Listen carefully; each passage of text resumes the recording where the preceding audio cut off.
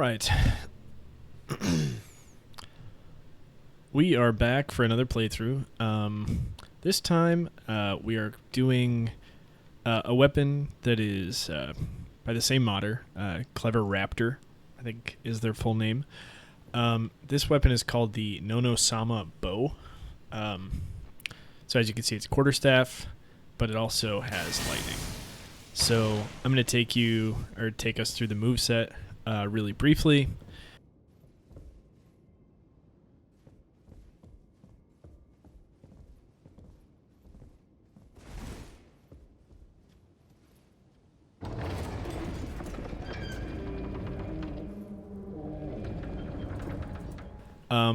So yeah, I'm super excited about this. I just did a playthrough with the Great Shinobi Blade, which is... I've completed it, but they're still going to be posting for a few days, depending on when this comes out.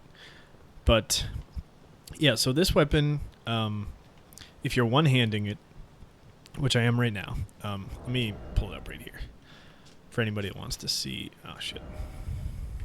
I have a few.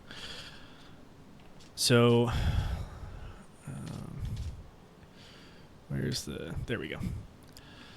So this is kind of the full description of it, if anybody wants to read it. But yeah, so it is effectively a lightning weapon that turns into a quarterstaff.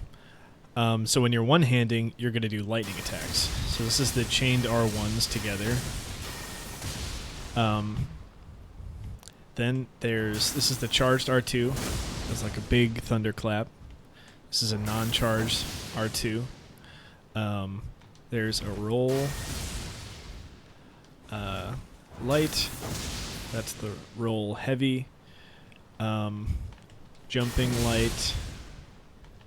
Jumping heavy. And when you're one-handing, I think the Ash of War is effectively the same. Whether you're one-handing or two-handing, but you kind of do that jump into the air and come down, hopefully on your target. Then there's something happens when you switch. So first of all, if you're at quarterstaff and you want to switch back to the lightning hands, you will put this lightning stake in the ground, and it will damage the enemies if they walk through it, which is cool. Here's the quarterstaff. So this is the light attack combo. That's all the way through. It has that's kind of just like a two-part non-charged heavy combo.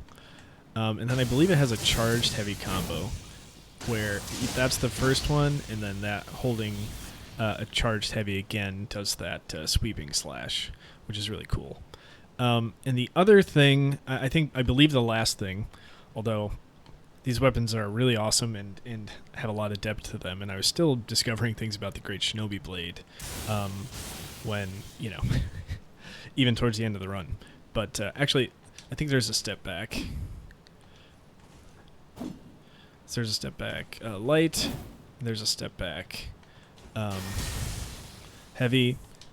Step back for that seems fairly similar to the R1, and the heavy seems fairly similar to the regular R2. But the other cool thing is when you have the quarterstaff like this, you actually this is instead of a block. So instead of a block, when I hit left bumper or L1, you get some iframes, and you do I think you might do some lightning damage. I'm not 100% sure. But you can also kind of chain attacks together. These are R1s. And so you can chain them together while you're dodging. And so, there's also a running L2 where you do kind of a little bloodhound step, it looks like. Or maybe just a quick step. But yeah, so you get some iframes there, and you can actually chain some stuff together, and it gets pretty intense. I've kind of fiddled around with this in a few different areas in my previous game at the end of the Great Shinobi Blade run. But yeah, it's a really awesome weapon. I'm really excited to use it, and hopefully, try to utilize the full moveset. But yeah, I'm really excited for this playthrough, and credit to Clever. He has a YouTube page. The link to the weapon is in Nexus Mods, is in the description, and his kind of showcase of the weapon as well. So I encourage everybody to check that out and try out the mod. But yeah, okay. Thanks for watching, and I hope some people kind of check out the playthrough. Thanks.